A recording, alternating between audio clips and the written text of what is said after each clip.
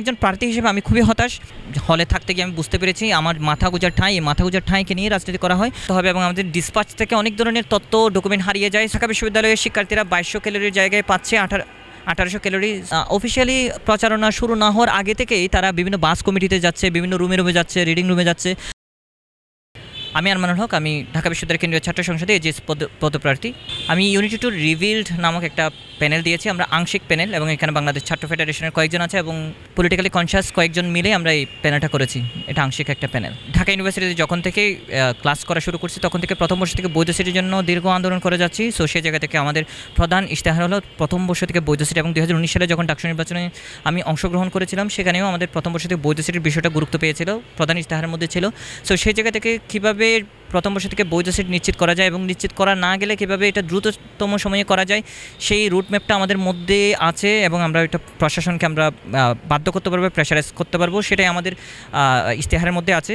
এবং ঢাকা বিশ্ববিদ্যালয়ের আশেপাশে যেসব মেস আছে, ভবন আছে, সেগুলোকে ঢাকা বিশ্ববিদ্যালয়ের প্রশাসনিক তত্ত্বাবধানে নিয়ে আসা। যদি তা না হয় তাহলে আবাসন বৃত্তি দিয়ে শিক্ষার্থীদেরকে আবাসনের ব্যবস্থা করা। যেহেতু তারা গ্রাম থেকে আসতেছে, ঢাকা ইউনিভার্সিটির আশেপাশের জায়গাগুলো তারা অপরিচিত, এবং একই সাথে তারা আবার যেহেতু কর্মসংস্থানের সাথেও যুক্ত না, ফলে তারা একটা খুবই ভালনারেবল সিচুয়েশনের মধ্যে থাকে। এই সময় তাদেরকে সংকটে ফেলে বিভিন্ন ধরনের রাজনৈতিক টুল হিসেবে ব্যবহার করা হয়, এবং আমরা দেখে আসতেছি রাজনৈতিক দখলদারিত্বটা আসলে সিট কেন্দ্রিক হয়ে আসতেছে, সিট দখল, হল দখলের মাধ্যমে।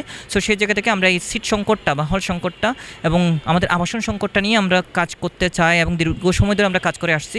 ঢাকা বিশ্ববিদ্যালয়ে বাস সার্ভিস অর্থাৎ ট্রান্সপোর্টেশন সিস্টেম এটা খুবই ভঙ্গুর অবস্থায় আছে। ঢাকা বিশ্ববিদ্যালয়ের প্রায় সবগুলো বিআরটিসি বাস দিয়েই তারা সার্ভিস দিচ্ছে, এবং 5টার মধ্যে শিক্ষার্থীদেরকে ক্লাস পরীক্ষা শেষ হয়েছে বা না হয়েছে তাকে ত্যাগ করতে হয় হলে ঢাকা বিশ্ববিদ্যালয়ের ক্যাম্পাস থেকেই। সো সেই জায়গা থেকে দেখা যায় সে যদি ক্লাস পরীক্ষা পূর্ণাঙ্গ শেষ করে বা রিহার্সাল শেষ করে তখন তাকে পাবলিক ট্রান্সপোর্ট দিয়ে যেতে হয়। তাই আমরা দীর্ঘদিন ধরে কাজ করে আসছি এটা নিয়ে। 8টা থেকে 9টা পর্যন্ত বাস সার্ভিস চালু থাকবে, তাদেরকে ঢাকা বিশ্ববিদ্যালয়ের প্রশাসন বা ঢাকা বিশ্ববিদ্যালয়ের বাস সার্ভিসে তাদেরকে সেই সার্ভিসটা দিবে। এর বাইরে শিক্ষকদেরকে জবাবদিহিতার আওতায় আনা, শিক্ষকরা ক্লাস পরীক্ষা ভালো মতো নিচ্ছেন কিনা সেটা শিক্ষার্থীরাই একটা মূল্যায়ন করার ব্যবস্থা চালু করার বা শিক্ষক রেটিং চালু করার জন্য আমরা দীর্ঘদিন ধরে দাবি জানিয়ে আসছি। সেটা নিয়ে আমরা কাজ করব যদি আমরা জিতে আসতে পারি। এর বাইরে আমরা ঢাকা বিশ্ববিদ্যালয়ের খাবারের মান খুবই খারাপ। আমরা দেখতে পাই 2022 সালে একটা জরিপ মতে আমরা দেখতে পাই 1800 ক্যালোরি শিক্ষার্থীরা পায় প্রতিদিন।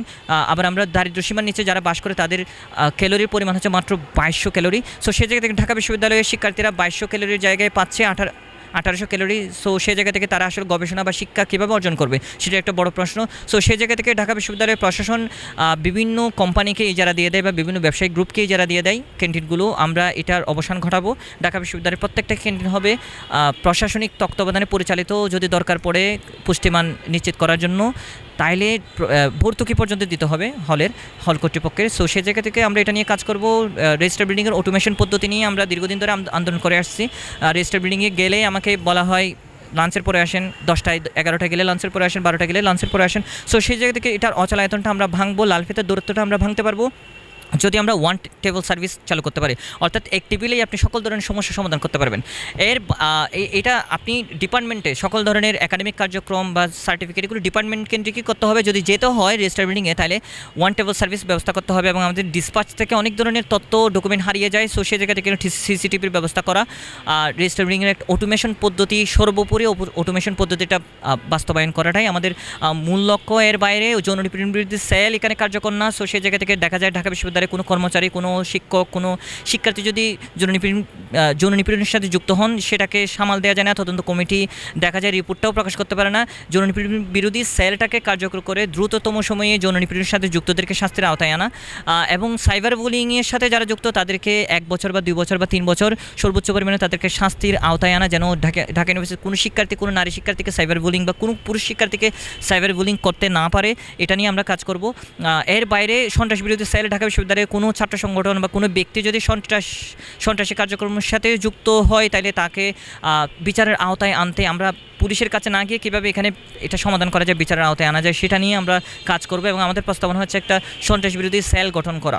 ঢাকা ইউনিভার্সিটির ডাকসু নির্বাচন 2019 সালেরটা আমরা দেখেছি, এবং নিজে আমি ক্যান্ডিডেট ছিলাম। খুবই খারাপ পরিস্থিতি ছিল, লাইন জ্যাম করে রাখা হয়েছিল, লাইনের মধ্যেই দেখা গিয়েছিল লুডো খেলার ব্যবস্থা করে রাখা হয়েছিল। সো সেই জায়গা থেকে আমরা 2019 সালের ডাকসু নির্বাচনের মতো একটা 25 সালের ডাকসু নির্বাচন ওরকম চাই না। আমরা একটা সুষ্ঠু নির্বাচনের পরিস্থিতি তৈরি হোক, সেটাই আমরা চাই। লেভেল প্লেয়িং ফিল্ডটা যেন থাকে, সেটাও আমরা চাই। 2019 সালের ডাকসু নির্বাচনে ছাত্রদল ক্যাম্পাসে ঢুকতে পারবে কিনা সেটার উপর নির্ভর করতো ঢাকা ইউনিভার্সিটির লেভেল প্লেয়িং ফিল্ডটা কেমন। কিন্তু এইবারে অনলাইন একটা গুরুত্বপূর্ণ মাধ্যম হয়ে দাঁড়িয়েছে। সো সেই জায়গা থেকে ঢাকা বিশ্ববিদ্যালয়ের নাম দিয়ে যেসব পেজ, যেসব গ্রুপ আছে সেগুলোকে নিয়ন্ত্রণের মধ্যে নিয়ে আসা, কোনোভাবে যেন প্রপাগান্ডা, কোনোভাবে যেন মিস ইনফরমেশন না ছড়ানো, সাইবার বুলিং যেন না হয়, সেটা প্রশাসনিক তত্ত্বাবধানে সেটা দেখতে হবে। ঢাকা বিশ্ববিদ্যালয়ের বিভিন্ন গ্রুপে দেখা যাচ্ছে সরাসরি প্রশাসনিক গুরুত্বপূর্ণ ব্যক্তিরা সেই গ্রুপে অবস্থান করতেছেন, ভিসি, প্রভিসি, প্রক্টর সহ বিভিন্ন গুরুত্বপূর্ণ ব্যক্তি। সো সেই জায়গা থেকে প্রশাসন যেন এই বিষয়টা খুব গুরুত্ব দেয়। এটা লেভেল প্লেয়িং ফিল্ডের সাথে খুব বেশি গুরুত্বপূর্ণ। এবং সর্বোপরি খারাপ পরিস্থিতি না, এবারে ইলেকশন হলের বাইরে এসে একাডেমিক ভবন বা খোলা ফিল্ডে হবে। ফলে আমরা মোটামুটি আমরা স্যাটিসফাইড এই নির্বাচন কমিশনকে নিয়ে। আশা করি নির্বাচন 9 তারিখের মধ্যে হয়ে যাবে এবং আমরা আশা করি আমরা এবার একটা সুষ্ঠু নির্বাচন পেতে যাচ্ছি।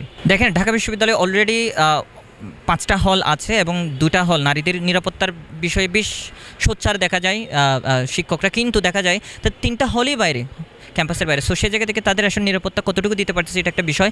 সো যেহেতু 3টা হলকে খুব দ্রুত আনা যাবে না, এখানে আনতে গেলে অনেক জটিলতা রয়েছে। আবার ঢাকা বিশ্ববিদ্যালয়ের এখানে অভ্যন্তরেও জায়গা সংকট রয়েছে। সো এটা কীভাবে অ্যাকোমোডেট করা যায় সেটা ভাবা যায়। কোনো শিক্ষার্থী ছাত্রদের হল হয়তো এক্সচেঞ্জ করা যায়, সেটাও করা যেতে পারে।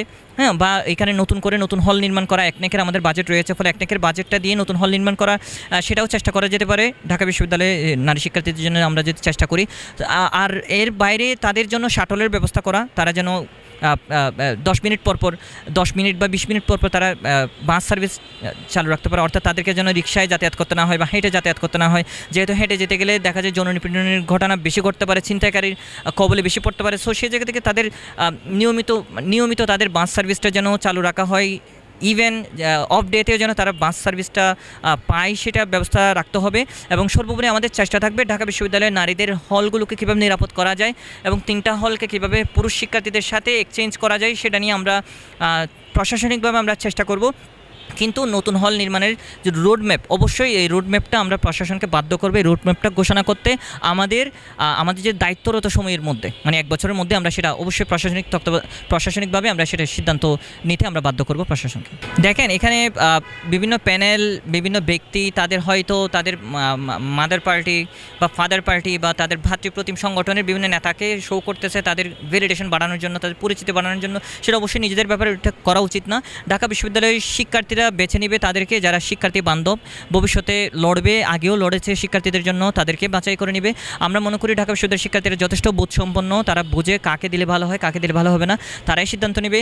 এবং ঢাকা বিশ্ববিদ্যালয়ে যদি কোনো মাদার পার্টিওয়ালা কোনো ছাত্র সংগঠন যদি জিতে আসে বা ছাত্র সংগঠনের কোনো ব্যক্তি যদি জিতে আসেন, আমি আশা করব ওই প্রার্থী জিতে আসার পরে শিক্ষার্থীদের জন্য কাজ করে যাবে।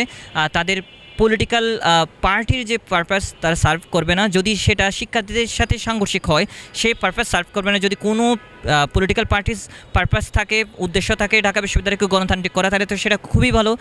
সো সেই জায়গা থেকে আমি আশা করব ঢাকা বিশ্ববিদ্যালয়ে যারা এখানে নির্বাচিত হবেন তারা শিক্ষার্থীদের জন্যই কাজ করবেন, শিক্ষার্থী বান্ধব হয়েই তারা থাকবেন। মনোনয়ন ফর্ম জমা দেয়া বা জমা নেওয়ার ক্ষেত্রে আমরা দেখতে পাচ্ছি মনোনয়ন ফর্ম যখন উত্তোলন করতে যাচ্ছে তখন থেকে আমরা দেখতে পাচ্ছি বিভিন্ন ছাত্র সংগঠন সেই আচরণবিধি লঙ্ঘন করে যাচ্ছে। দেখা যাচ্ছে 5 জন নেওয়ার কথা, তখন তারা নিচ্ছে 30 জনকে, বা স্লোগান না দেওয়ার কথা স্লোগান দিচ্ছে। আবার কেউ দেখা যাচ্ছে অফিসিয়ালি প্রচারণা শুরু না হওয়ার আগে থেকেই তারা বিভিন্ন বাস কমিটিতে যাচ্ছে, বিভিন্ন রুমে যাচ্ছে, রিডিং রুমে যাচ্ছে।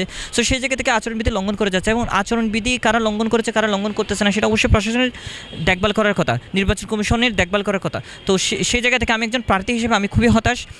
আমি প্রশাসন থেকে আমি প্রত্যাশা করব, নির্বাচন কমিশন থেকে প্রত্যাশা করব যারাই আচরণবিধি লঙ্ঘন করে তাদেরকে নোটিশ দেওয়া, সেটাই আমরা প্রত্যাশা করব। এবং আমরা সর্বোপরি একটা সুষ্ঠু নির্বাচন চাই। 2019 সালের নির্বাচন যেন আর ফিরে না আসুক।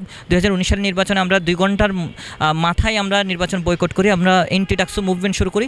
আমাদেরকে 2025 সালে এসেও এন্টি ডাকসু মুভমেন্ট করতে না হোক, সেটাই আমরা প্রত্যাশা করি।